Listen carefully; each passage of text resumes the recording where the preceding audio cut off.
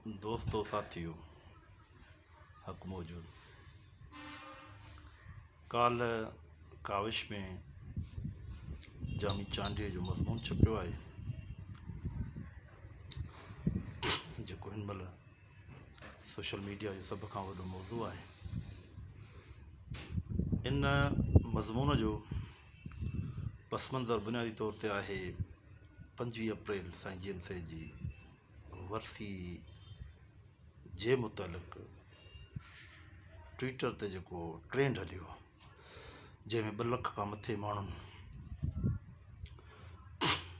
पंहिंजे रहबर खे जेको मान मोहब्बत ॾिनी उन में सॼी दुनिया मुतासिर थी, रियासत बि मुतासिर थी। हाणे उन अमल जो हिकिड़ो रद्द अमल फितरी तौर ते नागुज़ीर आहे ऐं उहो रद्द अमल को लाहौर इस्लामाबाद ऐं पिंडीअ मां त अचिणो कोन हो, भले उन्हनि जे आशीर्वाद सां अचे पर अचिणो सिंध ऐं सिंध जी मर्कज़ हैदराबाद मां हो। सो जामीअ पंहिंजो कमु ॾेखारियो। हाणे जामीअ जे मज़मून जो जेको उनवान आहे उहो आहे ग़ालिबन इहो त सिंधी समाज ऐं सिंध जी सियासत में तनक़ीदी शऊर जी घुर्ज वग़ैरह इन क़िस्म जेको आहे। तनक़ीदी शऊर आहे छा? जामी खे सम्झणो पवंदो त ही 2020 जी दुनिया आहे, साइंसी दुनिया आहे, सोशल मीडिया जी दुनिया आहे। ही 1990 वारो ज़मानो कोन्हे, 95 वारो ज़मानो कोन्हे जो ठिड़क ठॻीअ सां 100, 200, 300 हिकिड़नि मख़सूस इस्तलाह ऐं वर्डनि जी वोकेबुलरी सां को अख़बारुनि ऐं रिसालनि जे ज़रिए यारी पाशी जे ज़रिए हू माण्हुनि खे बेवकूफ़ बणाए को पाण खे दानिश्वर साबित करे वेंदो। ही उहो ज़मानो न आहे। ही ज़मानो साइंस जो ज़मानो आहे, रिसर्च जो ज़मानो आहे, इंटरनेट जो ज़मानो आहे, गूगल जो ज़मानो आहे, ग्लोबल विलेज जो ज़मानो आहे। हाणे दुनिया खे ख़बर आहे, हाणे हर माण्हू खे ख़बर आहे त सच छा आहे, इल्मु छा खे चइबो आहे, सदाकतूं छा खे चइबो आहे, महरूज़ियत छा खे चइबो आहे। ही लफ़्ज़नि में जामी हमेशह सिंध जे वीचारड़नि अदीबनि खे, वीचारड़नि क़ौम परस्तनि खे बेवकूफ़ बणाईंदो आहे, खेॾाईंदो आहे। इनाम शेख चङो चवंदो आहे हिन जे लाइ त हिन वटि 200-300 लफ़्ज़नि जी हिकिड़ी वोकेबुलरी आहे, उन्हनि खे पियो फेराईंदो आहे। उनखां अॻितां पोइतां हिन जी का बि स्टडी कोन्हे, एतिरे क़द्र जो हिन जी बुनियादी का बि फ़िलासफ़ी पढ़ियल ई कोन्हे। ऐं फ़िलासफ़ी में मुराद यानी हर क़िस्म जी जेका क्लासिकल स्टडी आहे दुनिया जी, तारीख़ जी, इंसानी समाज जी, इंसानी नज़रियनि जी, उन में नफ़्सियात अची थी वञे, सोशल साइंस अची थी वञे, का बि पढ़ियल न आहे, ठॻु आहे पहिरें नंबर। तव्हांखे यादि हूंदो हिकिड़ो मज़मून जेको हाणे मुंहिंजे ताज़े किताब में आयल आहे, अदब समाज ऐं साइंसी फ़लसफ़े जी इर्तिका किताब में उहो मज़मून शामिलु आहे। उहो बुनियादी तौर ते मज़मून हुयो अमीर अली चांडे जो लिखियलु। ऐं त इहो ॿुधायां थो इन करे त जामी जी लेवल जो अंदाज़ो लॻायो। अमीर अली चांडे उहो मज़मून को लॻभॻि 25 साल अॻु लिखियो हो सोहिणी रिसाले में। सोहिणी जेको तारक अशरफ मरहूम कढंदो हो, ऐं उहो तारक अशरफ जंहिंखे अमर जलील जी कहाणी छपण जे ॾोह में 22 महीना जेल काटणो पियो हो, ऐं अमर जलील खे उहा कहाणी लिखण जे करे 22 ग्रेड इस्लामाबाद में मिलियो। ख़ैर इहे वॾा तारीख़ जा अलमिया आहिनि। सो सोहिणी तारक अशरफ जो जेको रिसालो हो उन में अमीर अली चांडे जो उहो मज़मून छपियो हो अयाज़ नंबर में, जेको मूं वटि ओरिजिनल कापी पई आहे हिते हिन अलमारीअ में पई आहे। उन में अमीर अली चांडे पंहिंजी पर में वॾो तीर हुयो शेख अयाज़ जे लाइ। उन लिखियो त शेख अयाज़ जो इश्क़ को उर्दू ऐं फ़ारसी शाइरनि जी अमृत परस्तीअ वारे इश्क़ जी बनिस्बत, यानी उहो अमृत परस्ती यानी होमोसेक्सुअलिटी, जंहिंखे पाण सिंधी में लोंडेबाज़ी चवंदा आहियूं, अमृत परस्ती वारो इश्क़ न हो, बल्कि यानी फ़ारसी ऐं उर्दू शाइर सभु लोंडेबाज़ हुया, अमृत परस्ती हुया। यानी फ़ारसी ऐं उर्दू शाइरनि में माना उहो ग़ालिब अची वियो, अमीर ख़ुसरो अची वियो, रूमी अची वियो, सादी अची वियो, ख़्याम अची वियो, इहे सभु लोंडेबाज़ हुया। हीअ अमीर अली चांडे जी लेवल आहे। ख़ैर हुन लिखियो त उर्दू ऐं फ़ारसी शाइरनि जी बनस्बत शेख हयात जो जेको इश्क़ हुयो उहो एडिपस कॉम्प्लेक्स ऐं इलेक्ट्रा कॉम्प्लेक्स ते मबनी हो। ओ माय गॉड यार, अलमियो त ॾिसो। यानी अमीर अली चांडियो जेको दानिश्वर सॾिबो रहियो ऐं SDM अलाए छा हुयो, CSS ऑफिसर अहिड़ो को हुयो वीचारो, हुनखे इहा ख़बर न हुई त एडिपस कॉम्प्लेक्स ऐं इलेक्ट्रा कॉम्प्लेक्स कहिड़ी भला आहिनि। एडिपस कॉम्प्लेक्स उहो आहे मुंहिंजा बाबा जेको अणॼणाई या ॼाणाईअ में नफ़्सियाती बीमारीअ में पुट जो माउ ॾांहुं सेक्सुअल रवैयो या माउ जो पुट ॾांहुं सेक्सुअल रवैयो, ऐं इलेक्ट्रा कॉम्प्लेक्स आहे धीउ ऐं पीउ जो या भाउ ऐं भेण जो सेक्सुअल रब्त। हाणे अमीर अली चांडे पंहिंजी पर में वॾो तीर हुयो, हिकिड़ो ॿ टर्म हुन इस्तेमालु कया साइकोलॉजिकल, जंहिंजी माना जी हुनखे ख़बर ई न हुई त इलेक्ट्रा कॉम्प्लेक्स ऐं एडिपस कॉम्प्लेक्स आहे छा। एडिपस या ओडिपस कॉम्प्लेक्स, ख़ैर इहो वीचारो ई मसइलो आहे छा, नफ़्सियात पढ़ियल ई न हो।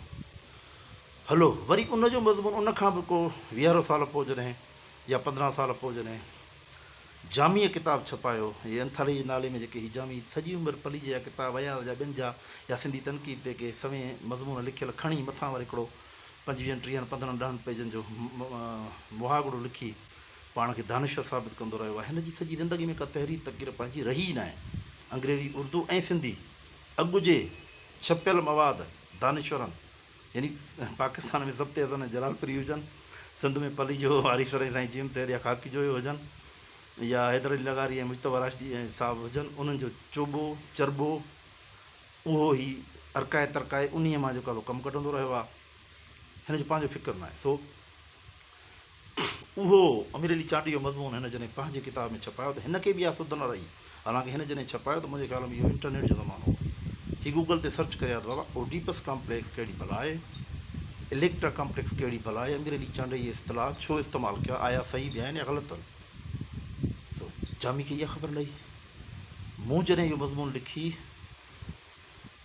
सिंध जे सुथरा दीबनि दानिश्वरनि ऐं वीचारनि भंगोड़ी जेको आहे सो ज़हननि खे जाॻायो त बाबा एडिपस कॉम्प्लेक्स आहे छा, इलेक्ट्रा कॉम्प्लेक्स आहे छा, ख़ुदा जा बंदो तव्हां अयाज़ खे माउ भेण ते गारियूं ॾेई चुका हो। ऐं अहिड़ो अकुलु हिन अची लतीफ़ यूनिवर्सिटी में जेको आहे झाड़ियो हो, जिथे हिन खां पोइ मूंखे मौक़ो मिलियो हो अयाज़ कॉन्फ्रेंस में ॻाल्हाइण जो। ऐं मूं जॾहिं स्टेज ते अची वञा जामीअ जे वेठे जामी ते तनक़ीद शुरू ई मस कई त मोहन सयाज़ शेख हयात जो पुटु आपे मां निकितो पियो वियो। हालांकि मां इहो ई ॻाल्हाइण वारो हो त जामी अयाज़ सां दुश्मनी कयूं आहिनि सॼी उमिरि, फ़नी, फ़िक्री, नज़रियाती, इख़लाक़ी, हर लिहाज़ खां। ख़ैर हाणे जामी उहो जामी जंहिंखे ओडिपस कॉम्प्लेक्स जी ख़बर न आहे, इलेक्ट्रा कॉम्प्लेक्स जी ख़बर न आहे, जंहिंखे इहा ख़बर न आहे त तबक़ाती ऐं क़ौमी तज़ाद मां पहिरियों कहिड़ो मसइलो अहम आहे, बुनियादी कहिड़ो आहे, यानी लेनन जंहिं ते कमु किताबु लिखियो पूरो, यानी मार्क्सम जो हिकिड़ो खुटल पासो जेको हुयो क़ौमी सवाल वारो, उन खे लेनन जेको आहे सो पूरो कयो हो क़ौमी सवाल ते किताबु लिखी करे। जामी उहो पढ़ियो न पढ़ियो आहे। हाणे जामी हिन मज़मून में जेको उनवान ॾिनो आहे उहो ॾिनो आहे इहो त भई तनक़ीदी शौर, ऐं तनक़ीदी शौर जो रूह हिकिड़ो खणी आयो आहे त साईं जीएम से गारियलो, पलीअ साहिबु गारियलो, ऐं पलीअ साहिबु असर साईं जीएम से खां वरितो, यानी पलीअ साहिबु मस्बत असर साईं जीएम से खां न वरिता त वतन आज़ाद ही ॻाल्हि करे गारियुनि जो असरु वरिताईं। लेविल ॾिसो। हलो साईं, हाणे जामी खे ख़बर आहे त तनक़ीदी शौर जेको चवे थो त तनक़ीद जा क़िस्म घणा अचे कि इन मुंहिंजे क्लास में अची विए। मां हिनखे हिन वीडियो जे ज़रिए अपील बि कयांसि थो, ऑफर बि कयांसि थो, अचे मुंहिंजे क्लासिस में वेहे अची, लतीफ़ यूनिवर्सिटी जे सिंधी शोबे जो तनक़ीद जे क्लास में जेका मां पढ़ायां थो, हीउ पढ़े अची, ऐं मुंहिंजा शागिर्द हिन खां होशियारु ज़हीन आहिनि, उन्हनि खे ख़बर आहे तनक़ीद जा केतिरा क़िस्म आहिनि। हीउ जंहिं क़िस्म जी तनक़ीद खणी आयो आहे हिनखे ज़ाती तनक़ीद चइबो आहे। पर्सनल क्रिटिसिज़म जेका दाख़िली बीमार पैरामीटर ते मबनी आहे, ऑब्जेक्टिव आहे ई कोन। तनक़ीद समाज जी सियासत ते ॻाल्हाए थो, तनक़ीद ज़ातियाती थो करे। लेविल ॾिसो, हिनखे इहा ख़बर ई न आहे त सॼी दुनिया जी, सॼी इंसानी तारीख़ जी कंहिं बि ॿोली, कंहिं बि समाज जे अंदरि तव्हां गार खे ख़तमु ई नथा करे सघो। इहो माण्हूअ जो ज़ाती मसइलो, हर माण्हू जो नफ़्सियाती ज़ाती मसइलो आहे। ज़रूरी न आहे सभु माण्हू गारियल हुजनि, ज़रूरी न आहे सभु माण्हू गारियल न हुजनि। ऐं गार अॼु बि 20 सदीअ में, 21 सदीअ में, 2020 जे ज़माने में अमरीकन जी असेंबलियुनि में बि कॾहिं कॾहिं गारियूं निकिरंदियूं, ऐं टर्मिनोलॉजी इस्तेमालु थींदी आहे, फ़का फ़कियो, इहो छा आहे अरबीअ में, ख़ुशुमा, अलाए केतिरियूं गारियूं, अलाए छा आहे। पंजाबी समाज में त गार खे न सिर्फ़ु नेगेटिव बल्कि ज़िंदा दिली वारे पहलू खां ॾिठो वेंदो आहे। ऐं फ्राइड वॾो नफ़्सियातदान, फ्राइड खे कॾहिं जामी पढ़ियो आहे, एडलर खे कॾहिं जामी पढ़ियो आहे, कार्ल युंग खे कॾहिं जामी पढ़ियो आहे, एरिक फ्राम खे कॾहिं जामी पढ़ियो आहे, हाइडिगर खे कॾहिं जामी पढ़ियो आहे? पढ़ी ॾिसे त ख़बर पएसि गार जी नफ़्सियात छा आहे, गार जी लिसानियात छा आहे, गार जी फ़िलासफ़ी छा आहे, ऐं गार छो थींदी आहे, हुनजो पस मंज़र कहिड़ो आहे ऐं रीज़न कहिड़ो आहे। शयुनि खे रीज़निंग में न ॾिसबो त जामी वांगुरु धापोड़ा हणबा, ऐं ईअं गैर नज़रियाती गैर इल्मी गैर अकुली तनक़ीद कबी, यानी तनक़ीद बि अहिड़ी थो करे जो सिंधी अदब ऐं सियासत जो ई मूंखे त गोरखनि थो लॻे, नकात त लॻे ई नथो। ॿ फ़र्द हिकिड़ा जेके सिंधी समाज जा तमामु वॾा फ़र्द, हिकिड़ो त रहबर हो, ॿियो उन जे असर में पैदा थींदड़ हिकिड़ो सियासतदान हुयो ऐं पंहिंजी जाइ ते उहो फ़ख़्रु लेवल जो अदीब हुयो, पलीस खां सुठो माण्हू, मतिलबु इन लिहाज़ खां ॾाहो माण्हू हो। हुन सां नज़रियाती इख़्तिलाफ़ पंहिंजी जाइ ते उहो क़ौमी सवाल ते क्लियर न थी सघियो, असां न ठहंदा आहियूं, ठीकु आहे, पर उनजी ॾाह इल्मु उनजो इनकार कोन्हे। बहादुरी इल्मियत ऐं फ़ज़ीलत इन में हूंदी आहे त माण्हू दुश्मन जो बि धकु मञे, पली साहिबु कीअं बि कहिड़ो बि आलिम हुयो, इहा ॻाल्हि मञिबी, पर क़ौमी तज़ाद ते क्लियर न हो, इहो असांजो इख़्तिलाफ़ आहे, इहा अलॻि ॻाल्हि आहे। सो ही हमरा उन्हनि ॿिन्ही माण्हुनि खे चवे थो त गारियलनि, हाणे हीअ तनक़ीद आहे कहिड़े ज़िमरे जी, हाणे हीअ ॻाल्हि कहिड़ी थो करे, तनक़ीदी शौर जी घुरिज, उनवान तौरु तनक़ीदी शौर जी घुरिज, मां त चवां थो काविश जे इदारे खां पुछाणो थियणु घुरिजे, यार ही कहिड़ो समाज पिया ॾियो तव्हां, यानी फ़क़ीर मोहम्मद लाशारी सिंधी अख़बारुनि जे एडिटोरियल बोर्ड मां ख़तमु थी वियो, हाणे उहो उन लेवल जो को माण्हू नज़रियाती रहियो ई न आहे, ॾाहो आलिम ऐं डायलेक्टिशन, मां चवंदुसि डायलेक्टिशन, फ़क़ीर मोहम्मद लाशारी डायलेक्टिशन हो, डायलेक्टिशन लेवल जा माण्हू सिंध में रहिया ई कोन्हनि, हिकु अधु माण्हू हाणे को हुजे दिलशाद भुट्टे सीनियर जहिड़ो त ॿी ॻाल्हि आहे, जोयो साहिबु मरी वियो, ख़ाकी साहिबु मरी वियो, साईं हैदर अली लगाड़ी मरी वियो, साईं मुतबा राशिदी मरी वियो, सभु तक़रीबन आलिम गुज़ारे विया, हाणे ठग बचा आहिनि, सची ॻाल्हि इहा आहे, माण्हू ई कोन्हनि, त डायलेक्टिशन लेवल जा उहे माण्हू हूंदा अख़बारुनि में, त उन्हनि जी लेवल हूंदी, उहे ज़िम्मेवारी सां को आर्टिकल छपींदा, काविश एडिटोरियल बोर्ड में कहिड़ो ॾाहो आलिम वेठो आहे, कहिड़ी टीम वेठी आहे फ़िलासफ़रनि जी, जंहिं जामीअ जो मज़मून पास कयो आहे ऐं छपियो आहे, असांजो त मज़मून छपींदा ई न आहिनि, इहो मज़मून आहे, इहा लेवल आहे, जेम्स गारियलो, पली जो गारियलो, बाबा इहो हुनजो ज़ाती मसइलो हो, तुंहिंजा बि ज़ाती मसइला अलाए केतिरा आहिनि, ऐं ॿी ॻाल्हि इहा त तुंहिंजो इहो ज़ोरीअ जेको आहे सो जीएम सैद सां ख़ानदानी लॻ लाॻापा ज़ाहिर करणु, हिकु त तुंहिंजी तबक़ाती ऐं तबक़ाती कॉम्प्लेक्स तुंहिंजो ज़ाहिर थो थिए, उहा अप्रोच तुंहिंजी ज़ाहिर थी थिए, तूं इनकलाबी आई कोन। ॿी ॻाल्हि इहा त जीएम सैद जो ख़ानदान ऐं जीएम सैद जो दौरु ऐं तुंहिंजे दौरु तुंहिंजे ख़ानदान में ज़मीन आसमान जो फ़र्क़ु आहे। जीएम सैद पंहिंजी नियाणियूं सैदनि जी क्लासिकल हवेलियुनि मां अदद सदी अॻु बि कढी मग़रब जे इदारनि मां यूनिवर्सिटियुनि मां पढ़ायूं, जी दुरे चवाब सैद, ऐं तुंहिंजे ख़ानदान मां त कंबर शदाद कोट वारनि खे ख़बर हूंदी त हिकिड़ी नियाणी 15 साल खां अॻु कारी करे क़तलु कई वई, तुंहिंजे ख़ानदान जी नियाणी, तूं कहिड़ो तरक़ी पसंदि आहे, जिते तनक़ीद कंदे तोते बि थींदी, फ़िक्री नज़रियाती तनक़ीद कंदो कर, इल्मी उसूली तनक़ीद कंदो कर, जीएम सैद जे फ़िक्र ते, जीएम सैद जे फ़लसफ़े ते, जीएम सैद जी सियासत ते, जीएम सैद जी तारीख़ ते, जीएम सैद जे नज़रिए ते, जीएम सैद जी किताबनि ते तनक़ीद कर, ख़ुदि पली जे किताबनि ते तनक़ीद कर,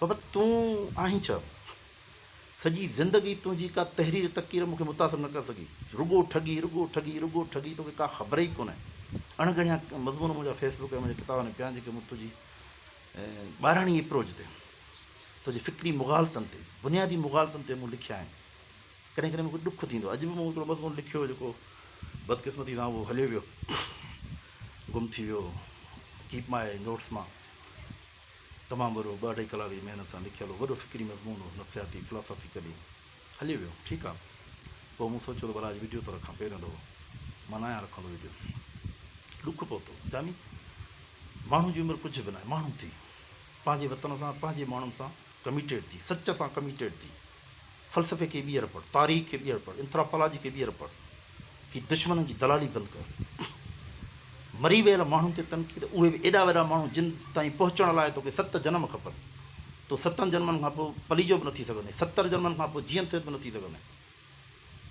तनक़ीद थो करे, इनवान थो ॾींहुं त तनक़ीदी शौक़ु, हेठि गंद थो करीं त जेको आहे हू गारियल हुया पंहिंजी ज़ाती ज़िंदगीअ में, ऐं गार छा हूंदी आहे तोखे ख़बर, बेवसी जी इंतिहा हूंदी आहे गार, ऐं बेवसी हर माण्हू जी पंहिंजी ज़हनी लेवल कैलेबर मुताबिक़ हूंदी आहे, गार असांजे समाज में केतिरा ई ॿार बि गार कढंदो आहे, तोखे ख़बर आहे फितरी अमल आहे। ॿार खां जॾहिं बेवसी में ॿार जो अख़्तियार न पुॼंदो आहे गार कढंदो आहे, गार सिखंदो आहे समाज मां।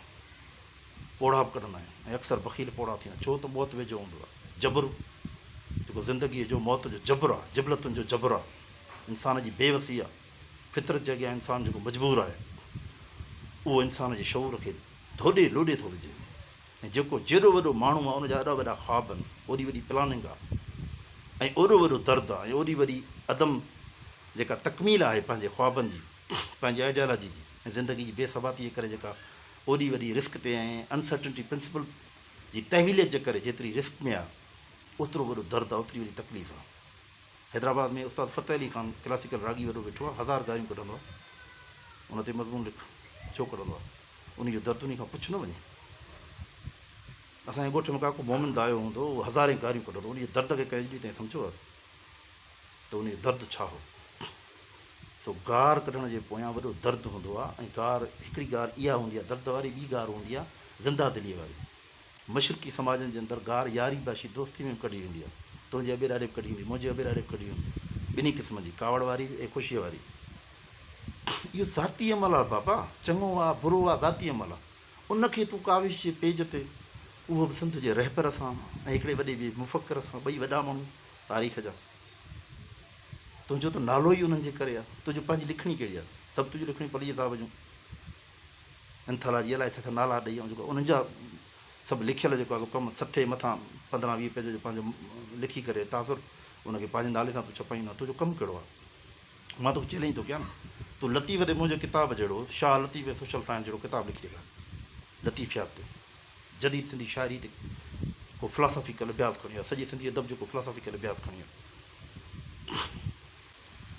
तनक़ीद ते, फिलासफ़ी ते, फ़िक्र ते, फ़लसफ़े ते, नफ़्सियात ते, कि मुंहिंजे लेक्चर्स जहिड़ा इल्मी लेक्चर खणी आहे, मुंहिंजा लेक्चर पिया आहिनि यूट्यूब ते। बाबा दानिश्वर जी डेफिनेशन सिंधी समाज ॾींहुं ताईं सम्झी न सघियो आहे। हिते हर माण्हू हिक ॿिए खे हाजी काज़ी अयाज़ गुल हिनखे दानिश्वर चयो, हिन अयाज़ गुल खे सिंधी वॾो शाइर चयो, ख़ैर चयो, उहो वॾो शाइर थी वियो, वॾो दानिश्वर थी वियो। बाबा ईअं न आहे। दानिश्वर जे लाइ हिकिड़ी सोशल साइंस जे पैरामीटर्स मूजिबि हिकिड़ी डेफिनेशन ऐं हिकिड़ी रिक्वायरमेंट तय थियल आहे।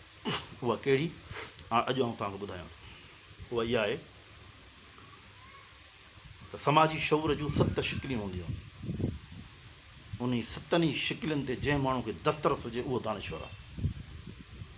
ऐं उहा आहे कहिड़ी, 7 शिकिलियूं कहिड़ियूं आहिनि, ऐं रिपीट थो कयां ऐं तफ़सीली ॿुधायां थो, किताबनि में लिखी चुको आहियां। सभ खां पहिरीं जेका समाज जी क़दीम शिकिल आहे समाजी शऊर जी, उहा आहे मज़हबी शऊर। ऐं मज़हबी शऊर मां मुराद आहे उहो जबर जो नफ़्सियाती पहलू जेको फिलासफ़िकली इंसान, फितरत, समाज ऐं काइनात जे ख़ालिक़ या काइनात जे मांडण मुतलिक़ उन सवाल खे हल करे। यानी पहिरीं मज़हबी शऊर जंहिंजो तालुक़ु ख़ुदा, इंसान ऐं काइनात सां आहे। ॿिए नंबर ते आहे अख़लाक़ियाती शऊर, यानी समाज जा तौर तरीक़ा कहिड़ा आहिनि जंहिंमां तहज़ीब ऐं रियासत जनम वठे थी। वरी अख़लाक़ियाती शऊर सां गॾु ई कानून आहे। कानून ऐं अख़लाक़ियात में थोरो फ़र्क़ु आहे। यानी कानून उहा शइ जेका रियासत जे तरफ़ां ज़ोरी मड़ी वञे, अख़लाक़ियात उहा शइ जेका तव्हां वॉलंटियरली अपनायो, थोरो फ़र्क़ु आहे, वार बराबरि। मज़हबी शऊर, अख़लाक़ियाती शऊर, कानूनी शऊर ऐं अदब ऐं फ़न जो यानी जमालियाती शऊर। उनखां पोइ आहे साइंसी शऊर आहे, नफ़्सियाती शऊर आहे, फिलासफ़िकल शऊर आहे। ही लॻभॻि 7 क़िस्म आहिनि समाजी शऊर जा। ऐं उन्हनि मां मुराद तव्हां सॼे समाज खे साइंटिफिक बुनियादनि ते, यानी मार्क्सिज़म छा आहे, मार्क्सिज़म बुनियादी तौर ते समाज जी साइंस आहे। मार्क्सी पार्टियूं, मार्क्सी नज़रिया नाकाम थी सघनि था, मार्क्सी रियासतूं नाकाम थी सघनि थियूं, पर मार्क्सिज़म नाकाम न आहे। छो त मार्क्सिज़म हिकिड़ी भरपूर सोशल साइंस आहे, बल्कि न सिर्फ़ु सोशल साइंस आहे पर अहिड़ी साइंस आहे जेका नेचुरल साइंस खां, फितरती साइंस खां, तव्हांजी सोशल साइंस ताईं, तव्हांजी मैनेजमेंट साइंस ताईं, तव्हांजी हर हिकु नेचुरल साइंसिस ताईं, सभिनी साइंसिस खे हिकिड़ी पिच ते बीहारे उन्हनि खे माना दी बख़्शे, उहा शइ मार्क्सिज़म आहे। यानी मार्क्सिज़म जो हिकिड़ो पिलर आहे फितरत जो अभ्यास, जंहिंखे डायलेक्टिकल मटीरियलिज़म चइबो आहे। ॿियो पिलर आहे तारीख़ी बाध्यता वारो पंहिंजो हिस्टोरिकल मटीरियलिज़म वारो। डायलेक्टिकल मटीरियलिज़म फितरत जो अभ्यास थी कराए त काइनात खां वठी ऐं यानी जंहिंखे असां मज़हबी या साइंस में हुनखे बिग बैंग चवंदा आहियूं, मज़हब में कुन फ़ैकुन चऊं त काइनात कॾहिं खां आई, कीअं आई, इन जे सॼी स्टडी जे पहलू खे डायलेक्टिकल मटीरियलिज़म चइजे थो। ऐं तारीख़ी मादे ते हिस्टोरिकल मटीरियलिज़म चइजे थो समाज जी अॾावत खां वठी करे इंसान जे शऊर ताईं, रियासतुनि ताईं, तबक़ाती क़ौमी तज़ादनि ताईं, सॼी मुआशी फ़िलासफ़ीअ ताईं, सभिनी तज़ादनि ऐं जबर जी स्टडीअ ताईं। इहा आहे तव्हांजी तारीख़ी मादत। त सभिनी साइंसिस खे सभिनी शोबनि ते ऐं फ़िलासॉफिकल पिच ते साइंटिफिक लेवल ते जंहिं माण्हू खे गिरप हुजे उहो बुनियादी तौर ते दानिश्वर। हिते हर ॿियो माण्हू दानिश्वर पंहिंजो पाण अपने आप में मिठो दानिश्वर आहे। ऐं जे पुछो त अहम मौज़ूअनि ते का सॼी ज़िंदगी में को किताब नथा लिखी सघनि, को मकालो नथा लिखी सघनि, ईअं न हुजणु खपे। सो मुख़्तसर कयां थो त बाबा साईं जीअं त तमामु वॾो माण्हू, अहिड़ो माण्हू जंहिंजे लाइ मूं चयो त मुजस्सम सिंध हुयो। यानी अहिड़ो माण्हू हुयो जंहिं सिंध जे सॼी हज़ारनि सालनि जी तारीख़ में पहिरियों दफ़ो सोशल साइंस जे पैरामीटर्स मूजिबि क़ौमी तकमील जे 5 फैक्टर खे कंप्लीट कयो। उहो 5 फैक्टर असांखे ॾिनो। उहो 5 फैक्टर हुयो पैदावारी ऐं मुआशी वसीला ऐं वसीलनि जो मुआशी वसीलनि जो शऊर ऐं शऊर जी जिदोजहद। इहो फैक्टर असां वटि कोन हुयो, जंहिंजे करे असां घटि में घटि अॼु बि 174-75 सालनि खां ग़ुलाम आहियूं। उन पहलू पासे खे ज़हन में रखी साइंसी बुनियादनि ते जीएम सैद कमु कयो। जीएम सैद सां हज़ार कंहिं इख़्तिलाफ़ हुजनि थी सघनि था, मुमकिन आहे कि इख़्तिलाफ़ मूंखे बि हुजनि। इन जो मतिलबु इहो न आहे त हुनजे सॼे कम खे मंधीणो ॾेई थो। जीअं मूं चयो त पलीअ सां मूंखे इख़्तिलाफ़ आहे, इन जो मतिलबु इहो न आहे त पलीअ जे अंधा ऊंधा वेझे किताब खे मंधीणो ॾेई छॾे। नो नो नॉट एट ऑल। इहो बदयान ते इहो सूर इंसाफ़ जे ख़िलाफ़ु आहे। इल्मु इंसाफ़ सेखारींदो। ऐं चवंदो आहे दुश्मननि सां बि इंसाफ़ कजे। इहा आला इंसानियत ऐं आला ज़र्फ़ जी निशानी आहे। दुश्मन सां तोरे मापे बैलेंस्ड जेतिरो रखे थो घुर्ज धक जी, ओतिरो धकु हणिबो, वधाए न हणिबो। इंसाफ़ कबो, ना इंसाफ़ी न कबी। तंहिंजे करे सम्झणु खपे त जीएम सैद कहिड़ो वॾो माण्हू।